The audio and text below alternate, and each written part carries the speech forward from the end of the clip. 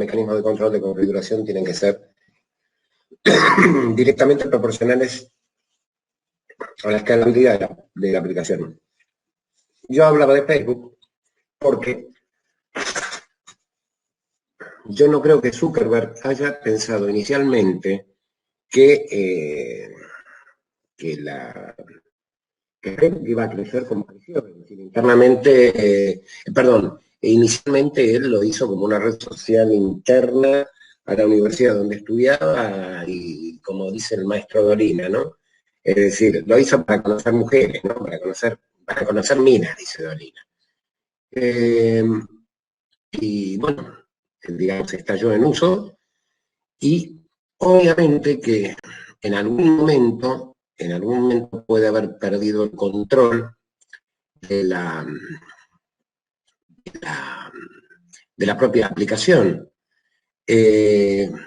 Entonces, digamos, esto se ha transformado en algo problemático, al margen de que está acusado de vender datos, pero también han robado datos, se han producido robos de datos, pero bueno, ese es el problema, ¿no es cierto?, que enfrentamos con respecto al tema de escalabilidad. En algún momento uno tiene que pensar, o sentarse a pensar si lo que ha producido puede llegar a escalar a un extremo que ya sea incontrolable.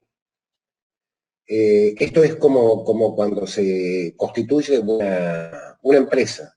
En una empresa pueden constituirla, no sé, una, dos, tres, cuatro personas inicialmente. Ahora, en un momento determinado, si esa empresa va creciendo y crece y crece y crece y crece, digamos, hay que controlar, hay que manejar en algún momento, hay que controlar, digo bien, el crecimiento. Controlar el crecimiento no significa no crecer, significa crecer de una manera controlada. ¿Por qué? Porque si no, se pierde el manejo de la organización. Ahora bien, tenemos también en la gestión de configuración de software para iWeb el tema político. ¿Quién es el propietario de una aplicación web? A ver, en teoría, nosotros tenemos, dice, esta pregunta se argumenta en compañías grandes y pequeñas y la respuesta tiene un impacto significativo en las actividades de gestión y control. A ver, lo que tendríamos que decir es que el propietario de una aplicación web o de una app para celular, la app para celular tiene incluso más complejidad, digamos, desde el punto de vista de configuración del software. Y ahora déjenme decir esto y después les voy a decir por qué considero que es así. Digamos, el propietario de una aplicación web de empresa nos dice, bueno, es la empresa, es decir, la aplicación web de Garbarino, es decir, lo que es el sitio de Garbarino, y bueno, es propiedad de Garbarino. Y veamos, es decir, dado que asumió el control, es decir, Garbarino es el real, digamos, propietario, o en realidad contrató una empresa para que haga el desarrollo y el mantenimiento, digo bien, de la aplicación y subir la información nueva, y eso reside en servidores que en una de esas están en Malasia, y bueno, pero vos tenés ahí la propiedad del servidor, que es el malayo.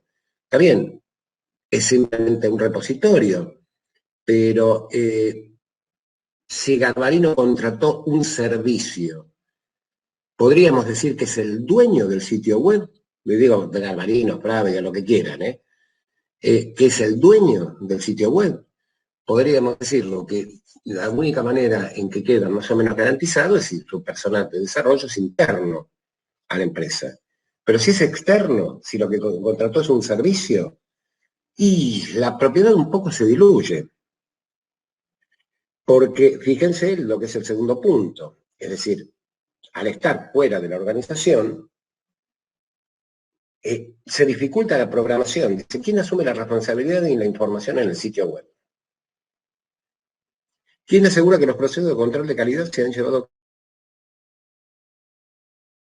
a los cambios? ¿Quién asume el costo del cambio? Toda esta complejidad está dada porque en realidad ya no estamos solamente tercerizando un desarrollo. Ya estamos tercerizando un desarrollo, mantenimiento, es decir, en realidad estamos apoyándonos en otra empresa que podría decir, bueno, pará, momento, yo diseñé las páginas o yo codifiqué lo que tenía que codificar y yo te estoy prestando un servicio. Puedo decidir, también esto es contractual, ¿no? Es decir, se define por un contrato. Puedo decidir no prestarte el servicio en el futuro. O, digamos, pónganle que la empresa que presta el servicio cierra. Entonces, todo esto hace de que sea muy difícil, porque vamos a una cosa, a diferencia de un sistema, es decir, a ver, nosotros podemos decir, una organización contrata un proyecto de software. Ese proyecto de software va a trabajar con datos. El software puede ser de la organización contratante, sí, la organización contratante pagó por el desarrollo, por lo cual tiene derecho a tener todo el código fuente, o si en realidad está comprando una licencia de un producto. Con lo cual, no solo tiene nada más que los ejecutables, sino que además, en cualquier momento, puede la organización decidir no renovar esa licencia. Entonces, el software, en ese caso, ¿no es cierto?, es del licenciatario.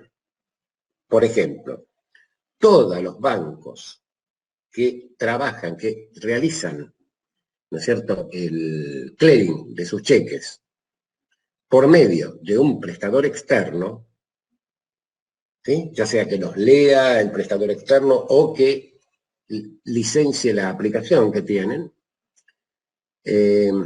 hay una empresa que yo creo que ya les he nombrado, como para aclarar un poco, que se llama es el Centro Argentino de Clearing. El Centro Argentino de Clearing da dos clases labura de dos maneras.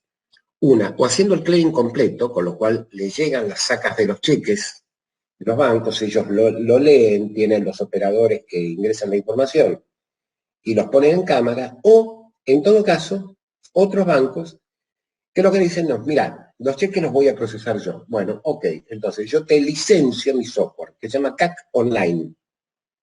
Yo te licencio mi software. El software, ¿no es cierto?, tiene varios paquetes. ¿Sí? Entonces, te doy el lector de cheques, vos los lees en tu banco, los procesás con nuestro software, nos lo mandás y nosotros lo transmitimos a cámara.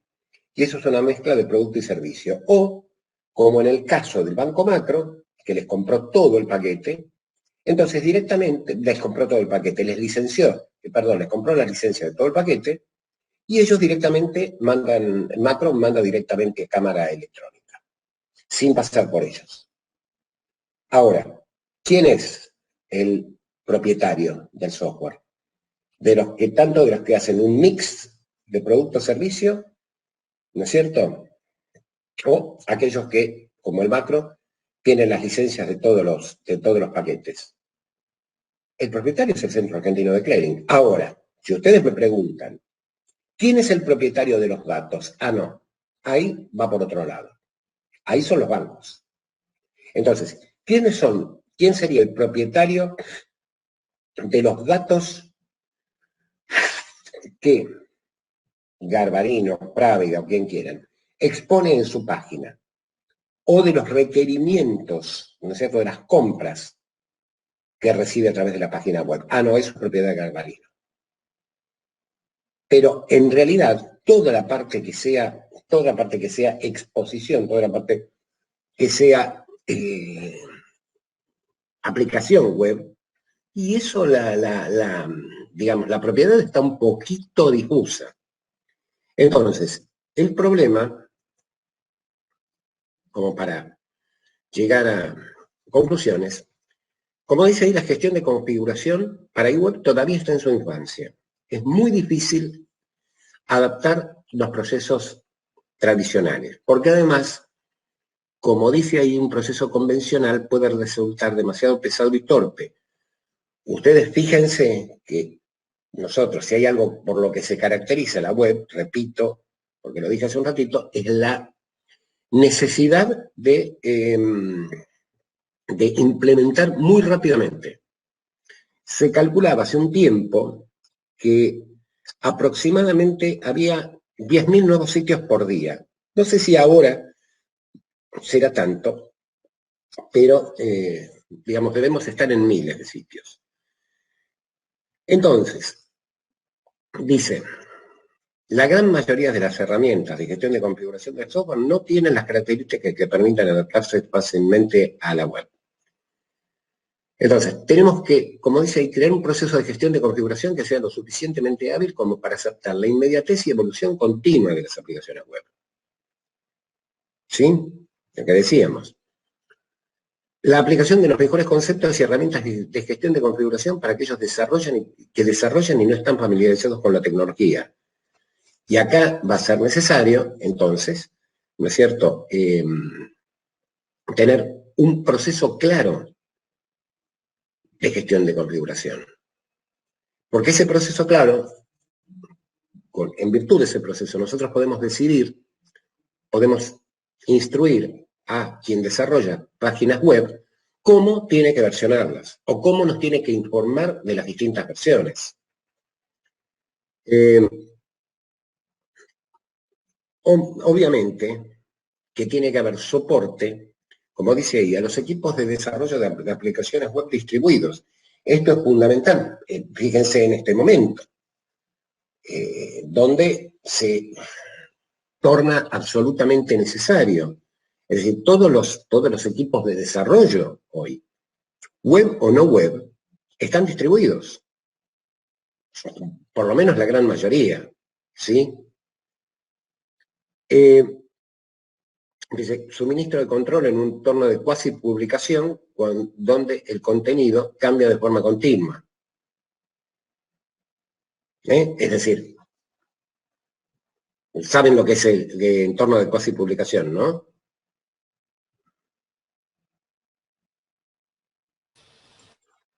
¿Sí o no? No, profe. No, yo la verdad no, profe. Un entorno de cuasi publicación es lo que nosotros llamaríamos, ¿se acuerdan cuando hablábamos del testing? Y hablábamos de testeo de unidad, testeo de integración, testeo de sistema y después testeo de estrés. Bueno, y que lo habíamos relacionado con entornos. Y habíamos dicho, bueno, el testeo de unidad se hace en un entorno de desarrollo. El testeo de integración se puede hacer en el entorno de desarrollo, pero generalmente ya, digamos, debería ser más que nada en un entorno de testing. Cuando hablamos de entornos, estamos hablando o de máquinas separadas o de máquinas particionadas. Tenemos una partición de desarrollo, particiones lógicas, ¿no?, de testing, y después habíamos hablado que los testeos de sistema y de estrés se deberían hacer en un entorno, es decir, se hace también testeo de sistema en el entorno de testing. Pero después, el testeo final de sistema se hace en un entorno lógico, ¿no?, es decir, nuevamente una partición lógica, una máquina separada, que es igualito al entorno de producción. Pero el entorno de producción, digamos, la diferencia es que tiene los datos reales. Ese entorno no solo se utiliza para los testeos finales, sino para la capacitación de quienes van a operar el sistema.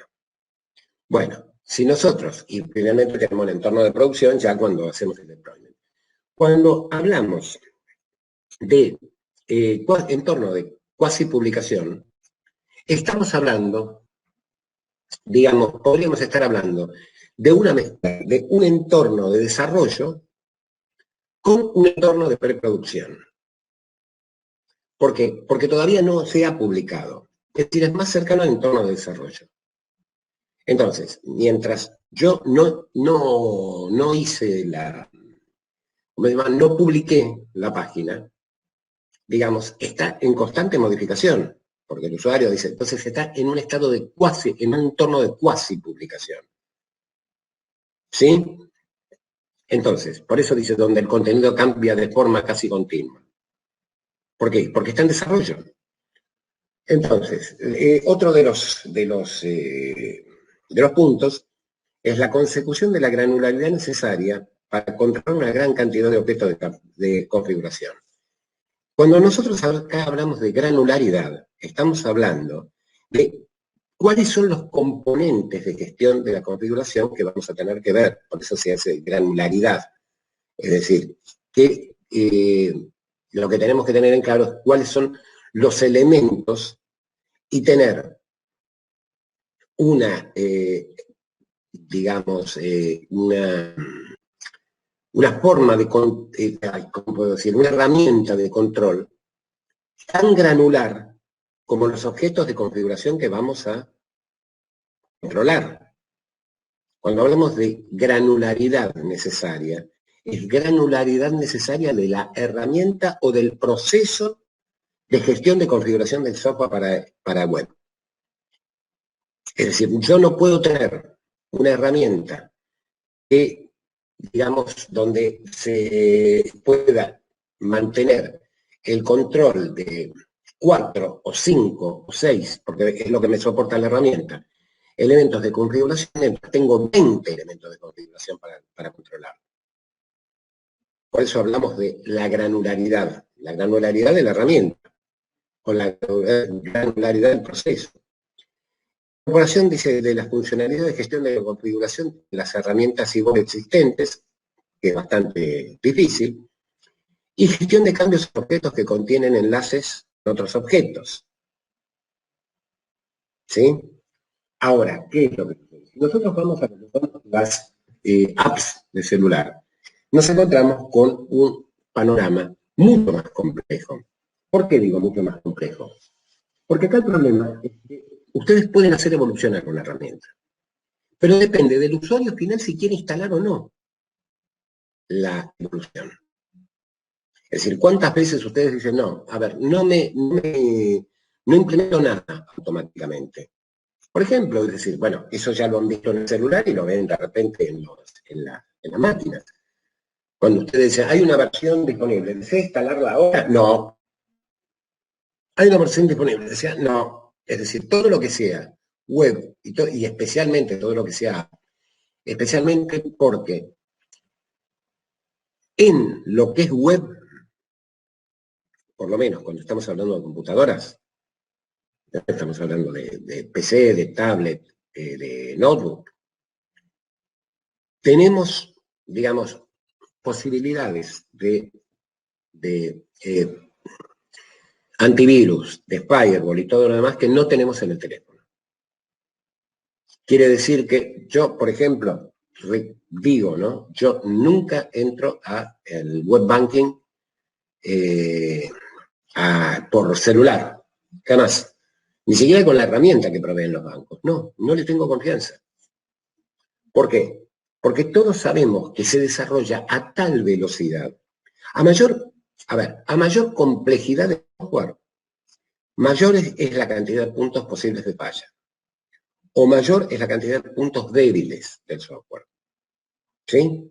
Ahora, digamos que en cierto modo, dentro de una computadora, lo pongo así en general, ¿no? Para distinguir computadoras de teléfonos. Nosotros tenemos la posibilidad de instalar software de control que no nos va a ralentizar tanto la máquina. si a que me refiero, software de control, antivirus y firewall, ¿sí? Ahora, el problema es que cuando nosotros vamos hacia el teléfono celular, no tenemos esa posibilidad. O si la tenemos, nos transforma el celular en una embotelladora de soda. Entonces, esa falta de posibilidad hace, a mi juicio, que las apps sean inseguras. Por lo menos no tan seguras como para poder confiarle el acceso a mi cuenta bancaria. Ahí tenemos, digamos, como les digo, ¿no? Mayor complejidad porque dependemos de la voluntad del usuario final. Y acá se da una cosa muy interesante. Tanto, fíjense, ¿no? Lo que es el web banking, tanto para lo sea la interfaz celular o sea la interfaz computadora. ¿Quién es el propietario de los datos de sus cuentas bancarias? Ustedes. El banco no es el propietario de los datos. Es decir, cuando yo dije recién, ¿no? El tema del banco y el clearing y toda la bola, porque, digamos, el banco no es el propietario real de los datos. El banco viene a ser el depositario de los datos. Es el que es responsable de los datos. Pero los datos, es decir, los movimientos, los datos de la cuenta, no sé, los débitos automáticos que tengan, tarjetas de crédito, etcétera, son de los clientes del banco, no del banco. Por eso decimos que, digamos, si hay acá una ley de protección de datos personales que es bastante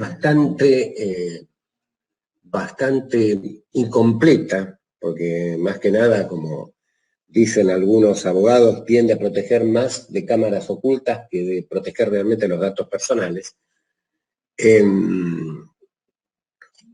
Pero la ley de protección de datos personales hace que, por ejemplo, un banco no pueda difundir alegremente la información nuestra.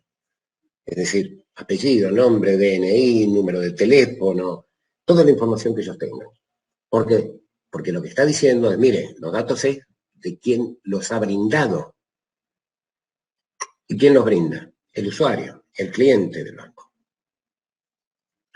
Ahora bien, justamente, como estamos diciendo, cuando ya empezamos a trabajar sobre sitios web, sobre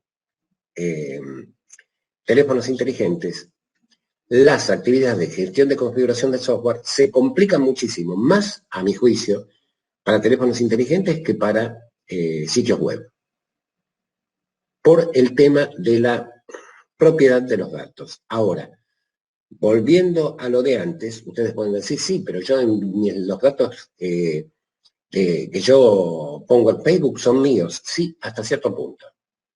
¿Por qué? Porque en el famoso acepto, ¿no es cierto?, en el contrato, uno acepta que Facebook maneje los datos. Y si lo dice con fines estadísticos, no recuerdo exactamente, porque en realidad no solo yo, no creo que nadie lea el contrato, ese famoso. Cuando uno pone sí acepto y dice, bueno, recolección de datos estadísticos, como eso es muy general, eso puede abarcar un montón de cosas. Entonces ya uno está resignando legalmente la propiedad de esos datos. ¿Para qué? Para tener acceso a una red social, a un sitio, una funcionalidad, a poder ver, yo qué sé, películas, a poder ver lo que sea. ¿Sí? Profe, una consulta. ¿Sí? Yo, si no entendí mal, dijo que no es confiable, por ejemplo, con banking. No. Yo dije que el home banking es confiable, aunque les voy a dar un tip, ¿no? Sugerencia. Sugerencia. Limpien las cookies antes de entrar del navegador. Siempre, ¿eh? Siempre. Especialmente por si les llegara una cookie envenenada. ¿Saben cómo de las cookies envenenadas? ¿Las conocen? Yo no. Sí, hay otra técnica que sería, hay unos plugins que son inspectores de ataques cruzados que son para ver si el formulario que estás cargando Sí, tiene el token de verificación. exacto. Pero, bien, pero las cookies envenenadas, para quienes no la conozcan, ustedes vieron que cuando entran a diferentes sitios, incluso cuando entran a diarios, dice, este sitio utiliza cookies. Y uno dice, aceptar o no, gracias. Y uno dice, no, Sí. gracias, chao. Las cookies, como saben, como bien saben, es un pequeño archivo de texto que tiene la dirección URL y la dirección IP, que es lo que realmente, le interesa a Internet. ¿Qué sucede? Cuando ustedes ingresan, se fija si está la cookie y va directamente a esa dirección IP. Entonces es para descargar el laburo de la búsqueda de la IP, ¿no es cierto?, dentro de Internet, para facilitarle la vida. Ahora, el problema es el siguiente. Ustedes pueden perfectamente, es decir, a ver, se puede agarrar y tomar, ¿no es cierto?, entrar a cualquier banco. Póngale, cuenta en Galicia. Cuenta no, sitio de Galicia. Y se puede copiar el código fuente de la página, porque eso lo tienen en el browser. Es decir, es una de las opciones, ver código fuente. Agarro, lo copio todo, lo pego. Después, yo, digamos, no es tanto conocimiento que hace falta, esas páginas las hago recibir en otra dirección IP. Y entonces después tiro anzuelos, que son los famosos, ¿vieron cuando dicen que no tienen que contestar mails de bancos que les estén pidiendo datos personales? Bueno, esa es una forma burda. La forma, es decir, esta de mandar una cookie envenenada, yo le asocio una pequeña base de datos. Y entonces resulta que a mi página trucha, ¿no? Y entonces resulta que sé quienes tienen cuenta, por ejemplo, en el Galicia, o por lo menos conozco. Y entonces mando un mail que diga, no sé, mirá qué lindas fotos que hay, o un mail. Y ahora no me acuerdo cómo, porque cuando me acuerde les digo, lo que hace, ¿no? Mirá qué hermosa foto, que esto y el otro, y más allá, y se manda también www.bancogalicia.com.ar y la dirección IP de la página trucha. Si mal no recuerdo, era así. Si alguien recuerda otro modo, por favor, que me corrija. Y te la deja instalada en las cookies.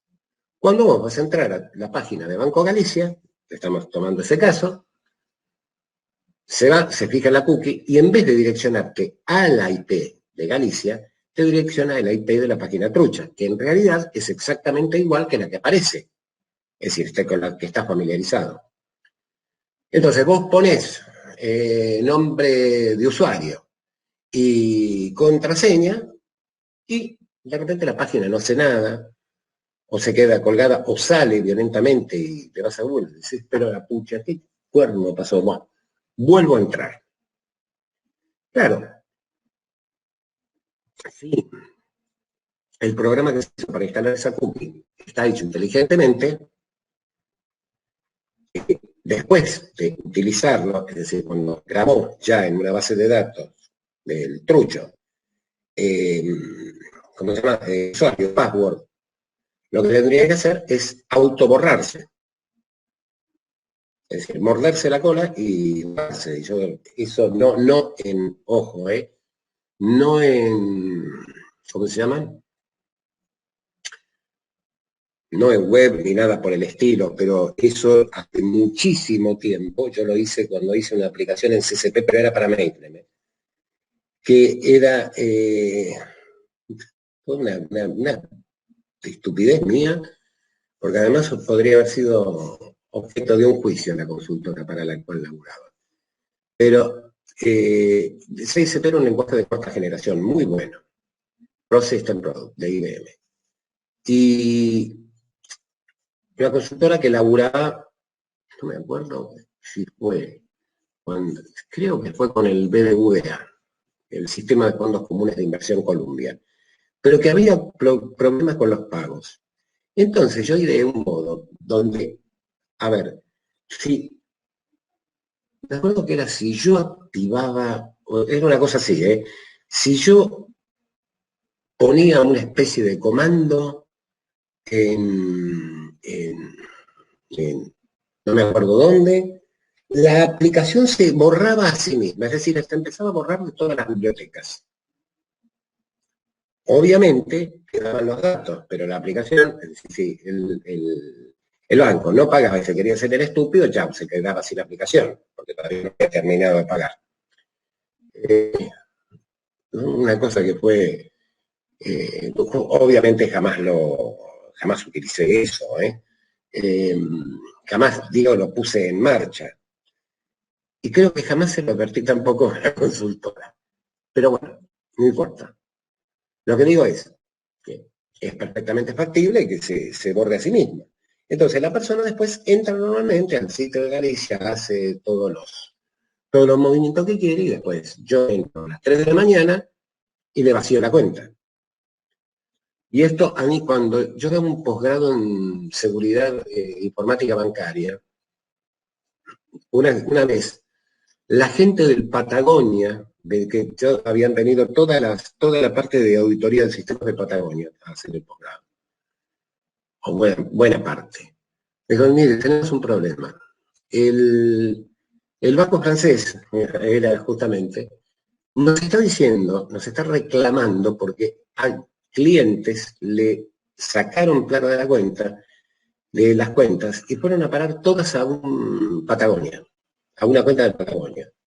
Yo lo que les dije fue, miren, esto es sencillo. Los ingresos se podían detectar por IP, ¿no? Pero, a ver, esta investigación la tiene que hacer el banco francés, no ustedes, por una cosa muy sencilla. La transferencia fue hecha, digamos, legalmente, entre comillas, ¿no? Es decir, con usuario y password válida. Sí. Bueno, entonces, ustedes no tienen absolutamente nada que hacer. Se les dice, mira, yo, no sé, hacer la denuncia judicial, yo inmovilizo los fondos, pero yo no te devuelvo un mango hasta que vos no me digas que eso no se hizo, porque probablemente alguien hizo un pago y que después se arrepintió. Y entonces dice, no, porque yo, en realidad, a mí me robaron la plata de esa cuenta. No, son ustedes los que tienen que investigar las IP. No nosotros. Me explico, ¿no? Entonces, no estoy diciendo que el home banking es inseguro. Yo lo que estoy diciendo es al contrario. Estoy diciendo que es más seguro hacerlo desde una computadora. Lo que yo no confío son de las apps de los bancos. Esas que se operan desde el teléfono. ¿Por qué? Porque no tenemos nosotros ni los antivirus ni el firewall para frenar cualquier tipo de, especialmente los antivirus, ¿no? Para frenar cualquier tipo de ejecución indebida de software. A eso me refiero nada más. Es decir, a ver, el problema, vamos a otro ejemplo, y el problema de seguridad ya tan conocido de Zoom. nosotros no es que no usamos Zoom solamente por el hecho de los famosos 40 minutos, que creo que ahora lo eliminaron. Y digo creo porque ni siquiera me interesa usar Zoom, por el tema de los problemas de seguridad que tiene. Entonces, ¿pero por qué? Porque en realidad, ¿cuál es la ventaja de Jitsi? Jitsi es una aplicación web. Está bien, en este momento, por ejemplo, sin password, podría entrar cualquiera. Yo le puse durante un tiempo password. ¿Se acuerdan que yo les mandaba las passwords? Pero no sé por qué. Después empezaba a tener problemas. No sé si recuerdan. Y puede que no tenga absolutamente nada que ver, pero yo lo relacioné con eso. Tal vez, no sé, un tema que no tienen muy, muy bien pulido. Entonces, la clave para, por ejemplo, las comunicaciones en Jitsi es poner nombres lo suficientemente largos y lo suficientemente específicos como para que no puedan ser adivinados. ¿Sí? Pero bueno, tampoco, es decir, a menos ustedes supieron, ¿no? Lo que pasó con una clase de la Universidad de Flores, que estaban tomando, creo que los alumnos estaban en Río Negro, y que de repente, ¿no es cierto? Es decir, se incorporó otra persona y empezó a pasar una película porno, pero era alguien que no tenía absolutamente nada que ver. Bueno, eso también es un tema de seguridad que tiene Zoom, que yo no sé si fue o no corregido. Pero bueno, sí, convengamos en que cualquiera podría entrar si conoce el nombre de la conferencia, pero la realidad es que no es que no mataría. Es decir, podrá escuchar, mientras que no haga quilombo, todo está bien. ¿Sí? Bueno, entonces, quedó claro el tema de las diferencias entre la gestión de configuración del software para lo que son proyectos de software internos a las organizaciones, son más sencillos, tenemos todos los elementos de configuración, cómo tenemos que ir controlándolos, cómo tenemos que partir de una línea base, y después toda modificación que se haga tiene que ser versionada. Eso tenemos que decidir cómo vamos a versionar. Si vamos a mantener la coherencia del mismo versionamiento, lo que habíamos dicho antes, ¿no? Es decir, versión del análisis, el análisis funcional 1.1, del análisis técnico 1.1, del diseño 1.1, programación 1.0, testing, ¿no es cierto? Es decir, cuando se llega a testear como para dejar, ¿cómo se llama?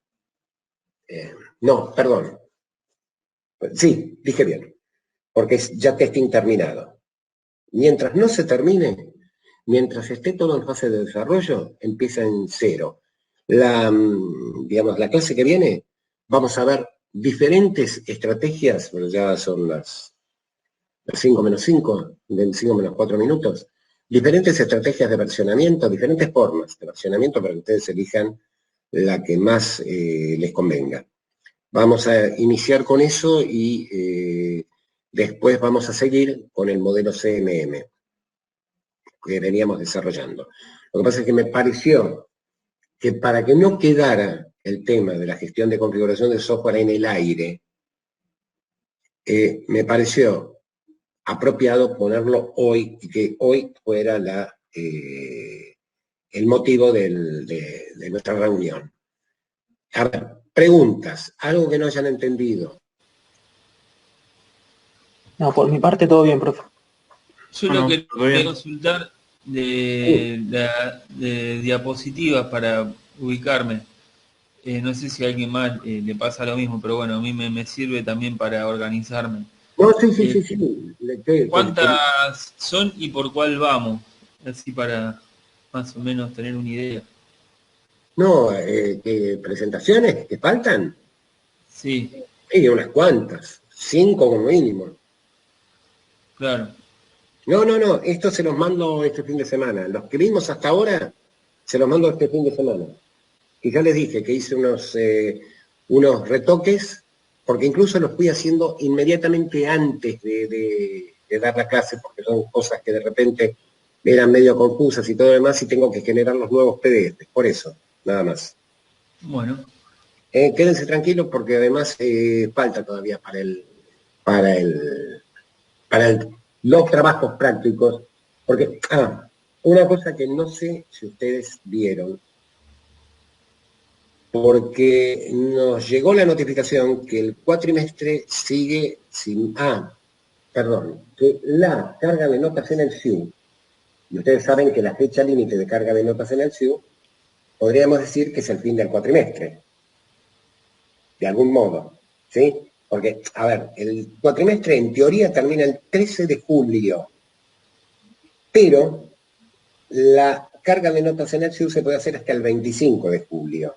Y vieron que, por lo general, nunca terminamos el día que dice que termina el cuatrimestre.